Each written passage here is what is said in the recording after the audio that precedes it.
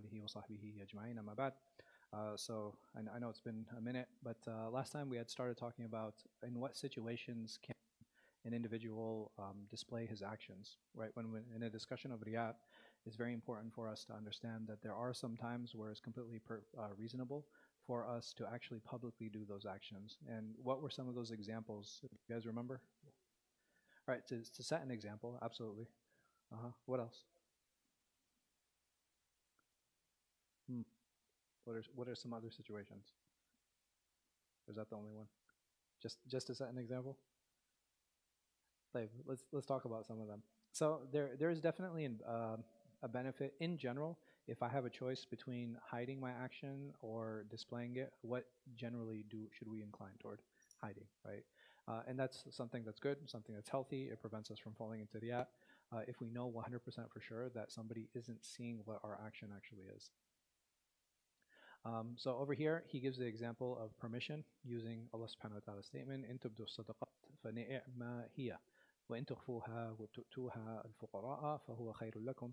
If you give charity openly, it is good, but if you keep it secret and give it to the needy in private, that is better. So it's a discussion of good and better, but he's saying that if you give it publicly, it is good, right? So there's nothing wrong with it, something that's completely permissible, and he uses that example of something that is good, and because if it was bad, Allah subhanahu wa ta'ala would have stated it.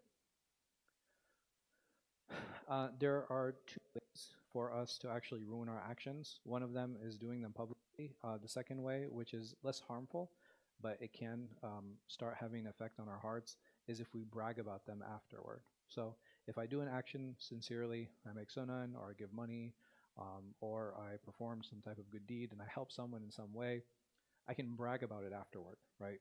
So will that bragging have an effect on that action? No, right? Why? Because the action is done, right? The action is done, and I might have been sincere at the time. And if I brag about it, but now this will actually have an effect on my heart. And there are some situations where we know that actions are public and we really don't have a lot of control over. But he uses some good examples here. He said there was an Ansari, he used to give dates publicly, and the people followed him after seeing that. Sometimes we need that initial push, to do a deed. And when we see someone doing that deed, what happens? Right, it's motivating, right? It's like, okay, you know what? If he can do it or she can do it, you know what? I think I can do it too. Sometimes there's like a tibbiness. Sometimes we don't always trust. If there's like a new charity organization that I'm not aware of, but I see 3 or 4 people donating to it, how does that make me feel? Right? It's like, okay, I can kind of develop trust with them too. I can trust them too. If these people are trusting them, I think that this is something that is trustworthy and I should take part in it. There are some actions that are only public, like, so for example, Hajj. When I'm at Arafah or I'm in Mina and I'm wearing ihram, can I be like, oh no, I'm doing this privately?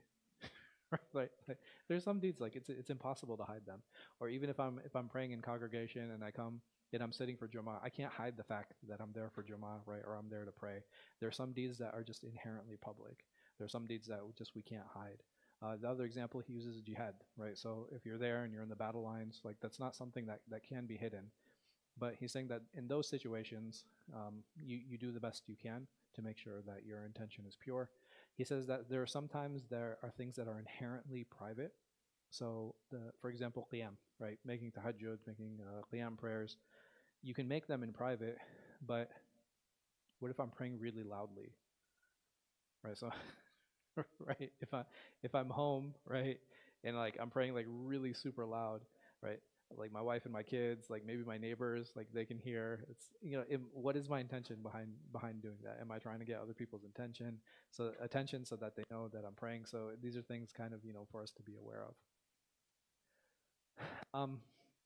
And the acts that we do publicly, and the things that like we initiate ourselves, it's important while we're going through that process. So for example, if I'm getting ready to go to a class, right? Or if I'm getting ready to go for Salatul Jama'at, or I'm getting ready to make Hajj, part of my preparation process that's argued here is what should I do, right? So when we come to the masjid, make sure I have wudu, right? Make sure that I'm dressed appropriately, right? So I prepare all these things.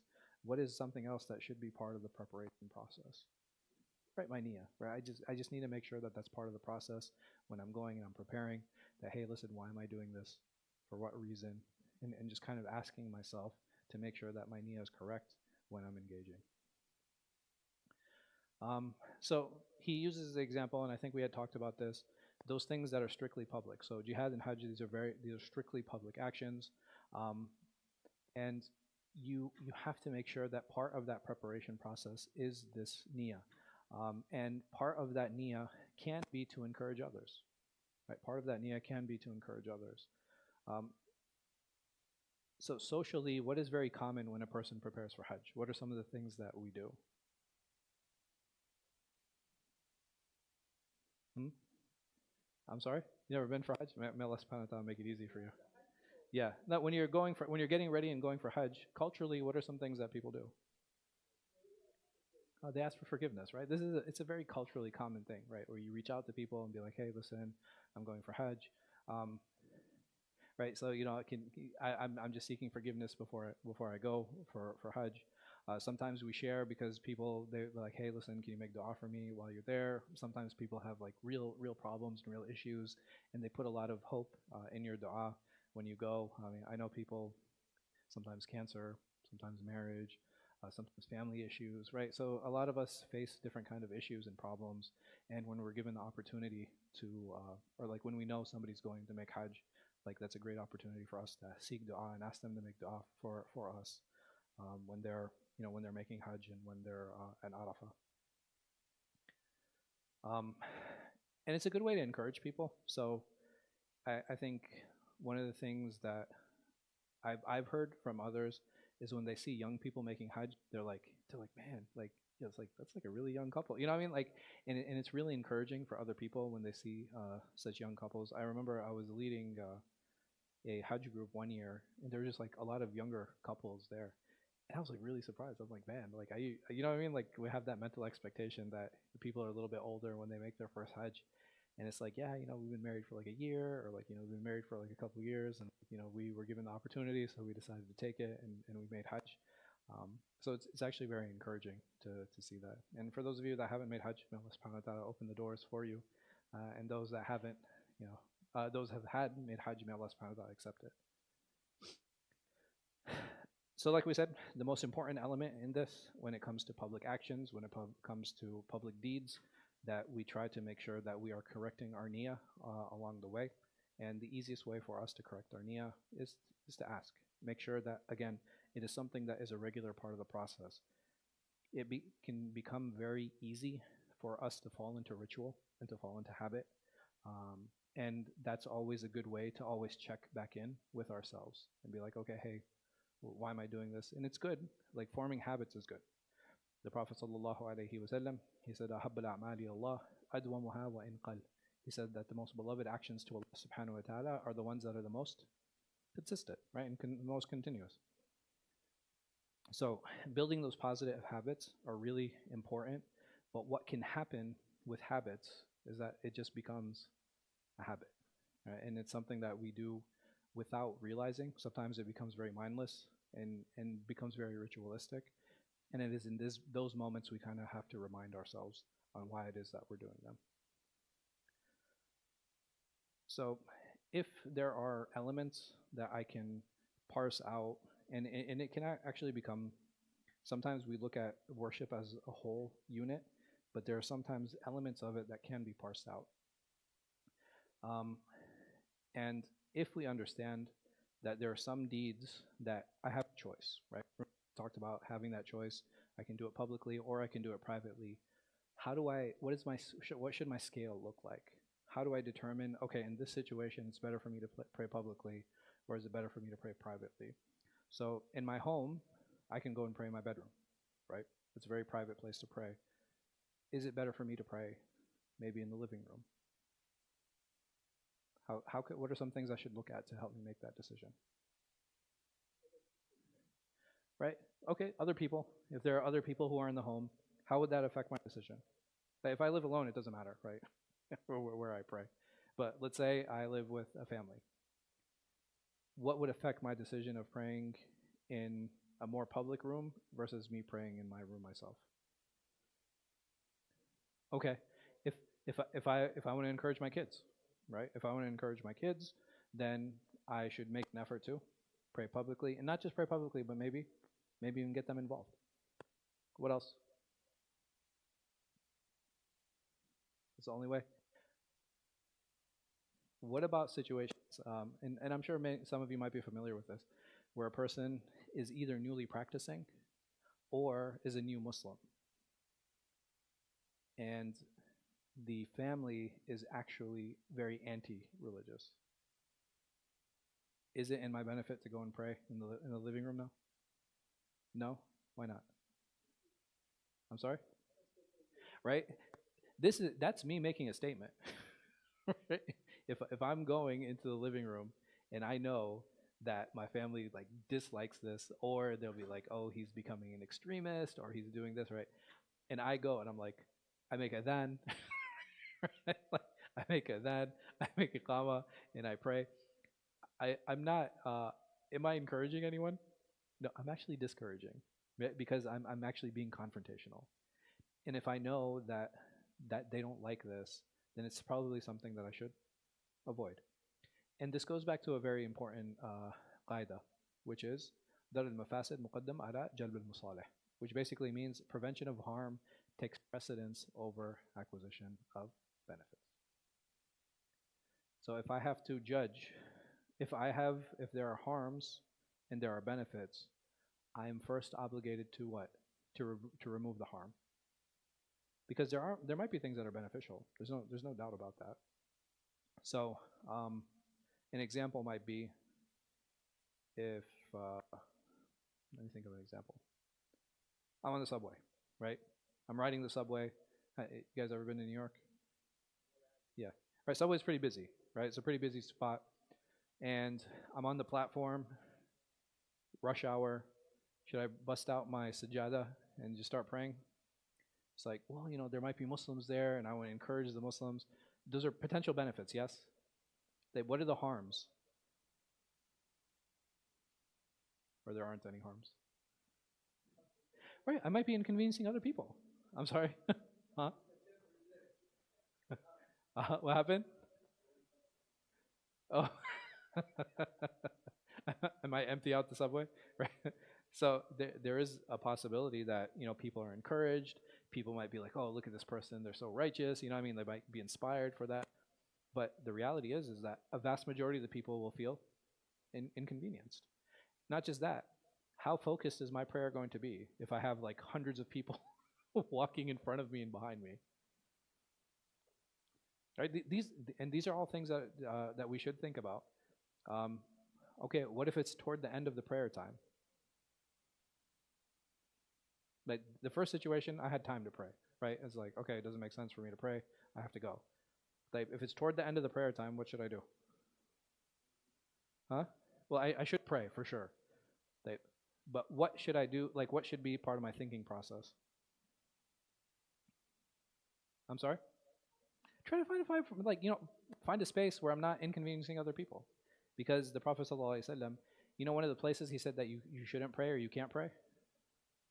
The walkway or the path. Why? But people are using it, right? You're actually inconveniencing other people when you do that. You should avoid praying in the pathway. So what do? Find a place that is quiet. Find a place that's convenient, because it'll help me with my prayer, and it won't inconvenience others. So this is like a very, very important qaida. It's a very important principle that's important for us to remember. That okay, yes, there are harms, there are benefits. Priority number one, remove the harms, and then number two, bring those things that are beneficial. And this even happens with certain relationships and alliances that we build, right? There might be certain political alliances that we build. There might be certain friendships that we have. These are things that we have to keep in mind. Is there some, number one, is it an actual benefit? Is it a perceived benefit? Sometimes we think of things, but it's important for us to understand that even when we make certain decisions, right? So we might have decisions in marriage, we might have decisions in jobs, we might have decisions in vacations, for example. Okay, let's sit down and let's look at the pros and cons. What if there's no harm? Like, what if it's equal, right? And I don't find any harm in this decision, and I can kind of go either way. So he says that there's a difference of opinion amongst the scholars, that some will say, regardless, remember we had talked about initially that if I have a choice, there's always going to be an inclination toward privacy and hiding it. Others say secrecy is better than publicity, even though there's a role model in public display. And others say secrecy is better than publicity without a role model, but when there is a role model, publicity is better than secrecy. What's the difference between these two? Both of them agree on what? It's better to? It's better to hide. All right, both of them agree on this. The only difference is say that one says it's better to hide if what? There's already a role model there. The other ones say, okay, well, if there is no role model, right, it's better to be public. So, for example, in a home, uh, it might be like a shared family, and there are young kids that are there. Nobody prays in the house except you. So, I am the only role model. In that situation, it might be better to what? Right, to pray. And nobody's getting hurt, right? Nobody feels it's annoying. Nobody feels like I'm being preachy, right? I'm not being like, extra about it, but it's good for people to see me pray. Maybe it might encourage them to pray. And what's amazing is that in many situations in many families that, especially situations where maybe people start practicing or, people come to Islam, for the family, when they look at this individual, what do they see? They see like this huge change, right? All of a sudden, this is a person I don't recognize anymore, which is natural. So what should I do if I feel my family is looking at me as somebody who's completely different, somebody who's completely changed? What should I make an effort to do?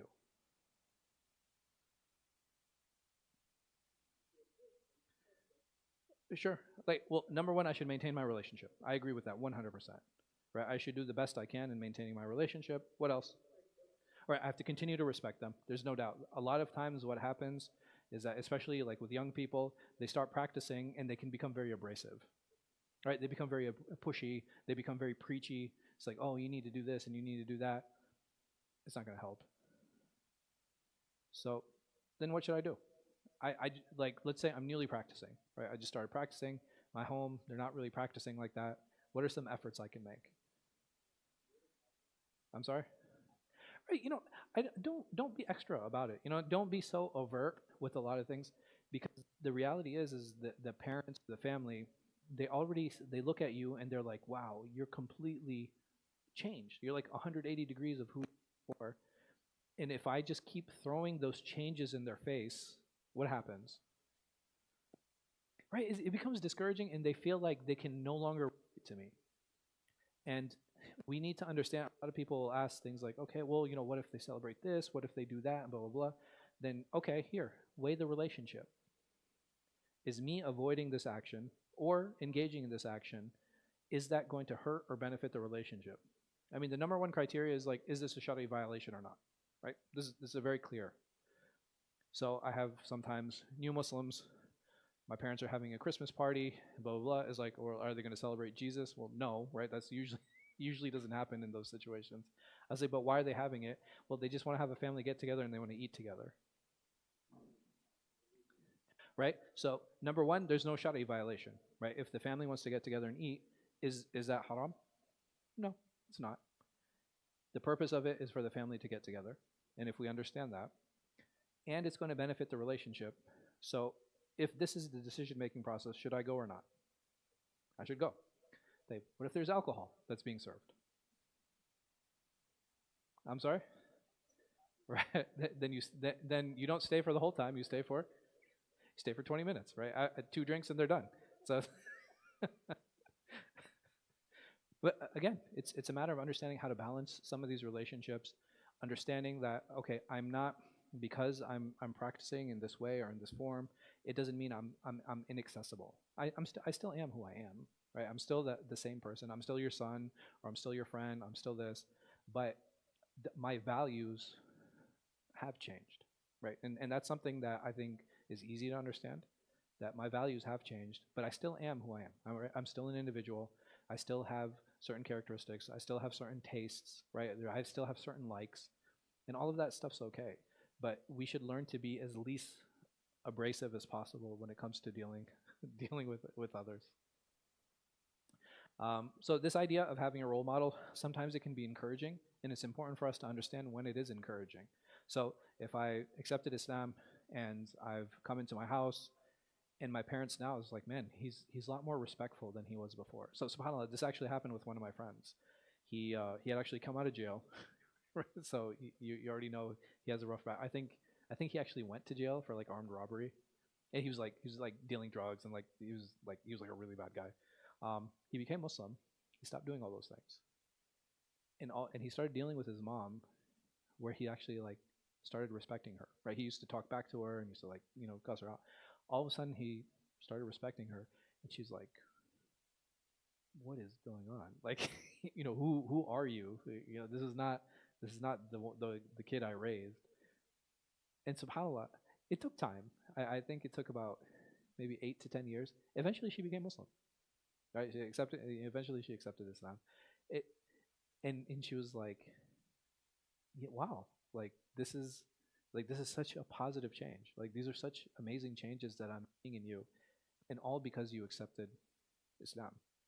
And like I said, alhamdulillah, she eventually accepted Islam. Um, so does that always happen? No, right? That's not always the case, but there are cases where it does. And if we're able to set those good examples, set those role models, I think that's something that's important. On the other side, he was so bad, his father wanted nothing to do with him. Unfortunately, that's still the case today, right? Like I think he's tried reaching out a couple times and tried finding him, but he just hasn't been able to. So, there's always going to be situations where there's pros and cons, and may Allah subhanahu wa ta'ala make it easy. Um, and he uses the example here saying that, okay, if there's no role model, then you should be the one to model those actions. And the examples he uses are the prophets and the messengers. Did they ever hide stuff? No. They were actually prohibited from hiding. Right? They were prohibited from hiding actions. Any order, any prohibition, they had to share it. They had to state it. If there was an action that they were supposed to do, they had to model it. If there was some place that they had to go and do that. They had no choice in the issue. This is the importance of having that role model. This is the importance of setting that stage. This is the importance of modeling for others. Ibn Umar radiallahu anh, he narrates that private actions are better than public ones. Public actions are better when they are meant to encourage. And this is just a general rule of thumb, right? It doesn't mean that this is always the case. Sometimes there are situations and cases where it is better to model. This hadith, anyway, in and of itself is weak, but I think the meaning is generally sound. Um, and because if there are cases of where riya is possible, yes, absolutely. So if I know for sure that this is something that will lead to riya, then it's something that should be avoided. But sometimes there are cases where you actually find more sincerity in that. So a father with his children, right? Or a mother with her children. They actually are striving to set good examples for their kids, and the chances of riya in modeling behaviors in those situations are actually very, very limited. Um, Sometimes like depending on the relationship that we have with people, right? There are certain people I'm never going to look for status for you. I only want to see your success. So I think that's a good gauge of kind of how we deal with certain situations. If I know someone who the only thing I care about is their success, then in those situations it's completely reasonable to model, because the chances of me falling into the are what? It's very, very little, because I'm not looking to gain status with that person.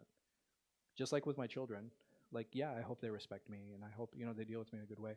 But when I'm doing certain actions, if I'm fasting, if I'm praying, right, if I'm giving sadaqah, if I'm doing those things, I'm hoping that they will actually model those behaviors and they actually imitate me, right? Because I want to set a good model for them. Because I want them to imitate me. Why? Because I want them to be good Muslims. So I think riya in those situations is very difficult to fall into, which is why I feel like it's in general it's a good rule of thumb, but with the caveat that is there a fear of riya or not, right? I think if we understand that and we have that caveat there, it becomes a lot easier for us to gauge on how we want to engage and deal with different actions. So whoever intends to display their actions, they should remember two important things, right? There are two important considerations that they should keep in mind. Where they know, it will be encouraging. So if I want to publicly do an action, I need to make sure that I understand that where this will be encouraging. I can't just be like, oh, this is going to be encouraging without knowing who is going to feel or be encouraged. Secondly, you should continuously monitor our intentions, and that's important. A lot of times we forget. It becomes really easy to fall into that. Um, we get so caught up in saying like, oh, I want to model good behavior, I want to do good things, I want people to see that I can do this too. Um, a lot of times this will be like working in certain spheres. It's like, no, I can get into politics and I can keep being a good Muslim, or I can keep my values, or I can enter, certain spaces and I can still keep my values and I can still be a good Muslim. And yeah, I don't disagree. I think that's very much possible, but we should never overlook our own weaknesses because it's very easy to become susceptible to them. And it becomes very easy for us to like destroy our actions for what, right? Because we underestimated ourselves or we overestimated ourselves. These things are, it's very dangerous. I should never put myself in a situation where I have overestimated myself. And it's important for me to kind of build up my own personal spiritual stamina to figure out where I'm at, where I'm going, the direction I'm trying to head in, so that I can try to better myself. He also presents like a proximity or an encouragement rubric. Like, how do you kind of gauge that? Like, what is a good way of gauging that? So what's interesting here is that the first people, if I'm going to show my actions and be public with them, the first group of people should be who? My family. And again, it's amazing how this is very much in line with some things that we were talking about, that the susceptibility for riyah, it increases as you move further away from the family. Why?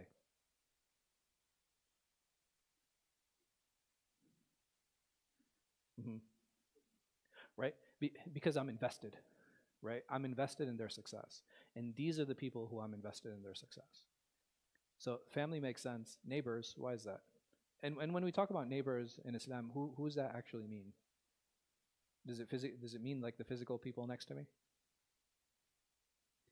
Huh? It can be your peers, possibly. But in general, it's talking about the community. Like when you talk about like hukuk al-jar, like your neighbor's rights and stuff, it's usually talking about your community. And for the community around me, right? So if I have neighbors who live in my neighborhood, I come to a particular masjid, what do I hope for the neighborhood? Right? I hope good. I Why do I want the neighborhood to be successful?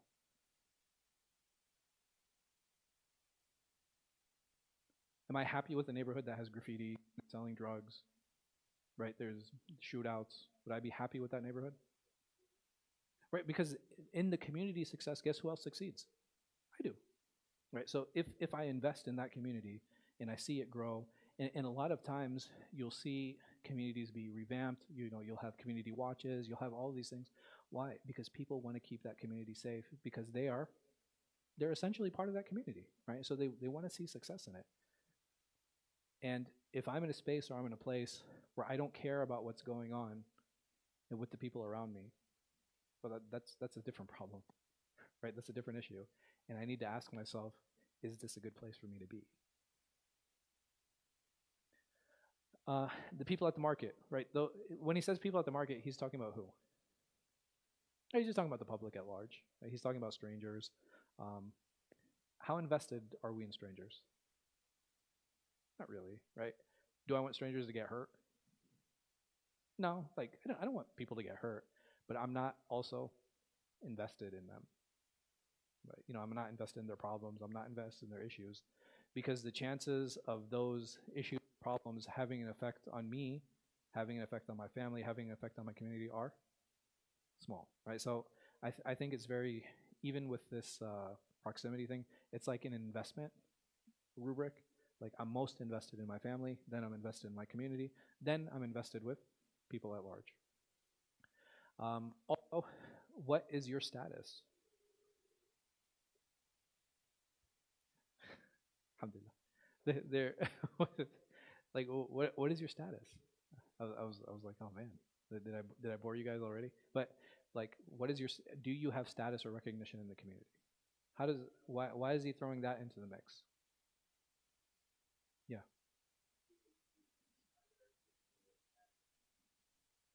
Uh huh. Right. Okay. So that's definitely possible. If I have higher status, what are the chances of me seeking more status if I already have position? It's still there, right? It's still there because maybe I want to maintain it, but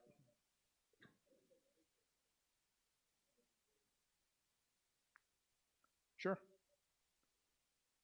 they still look for more opportunities, looking to get more money, and somebody who is extremely popular is still looking to get more popular. But if somebody's used to being in the public light and used to being in the public sphere, it's very possible that the chances of them doing an action publicly will have a less of an effect of them falling into possibility. Yeah. So if a person is used to leading prayers, for example, and then he's praying publicly, right? For him, it's normal, right? That's become his norm. For a person who is wealthy and is known to be generous, right? People come and ask him for money, and he gives them money, right? Is the possibility still there? Yeah, absolutely, 100%. Right? No, nobody's denying that. But the chances are lower, or they can be lower for a person in such position. Also, there's a sense of responsibility. So if a person is possibly a community leader, how much more responsibility does he have in showing or permitting or allowing or doing certain things? So it can become a teaching moment. So all of these things need to be considered when we talk about when should I encourage? Because I might have I might be a mentor, right? And there's somebody young who is my mentee. And sometimes I'll do an action just to show what? Just to show that it's okay, right? It's okay for you to do this action. It's okay for you to engage in this action. So I think these are some things that we'll keep in mind. Unfortunately, the AC isn't working in the musalla, so we're actually praying. We'll be praying Maghrib here, inshallah. So I do want to end class a little bit early today. It's a little bit earlier than I had planned, but I think people are going to start coming in for Maghrib, inshallah, and I don't want to disturb them. I don't want to disturb anyone's sleep either. May Allah subhanahu wa ta'ala give us tawfiq. Inshallah, I'll see all of you next week. Jazakum khair. Wallahu a'lam wa sallallahu ala khayri khalqin. Nabiyina Muhammad wa ala alihi wa sahbihi wa sallam.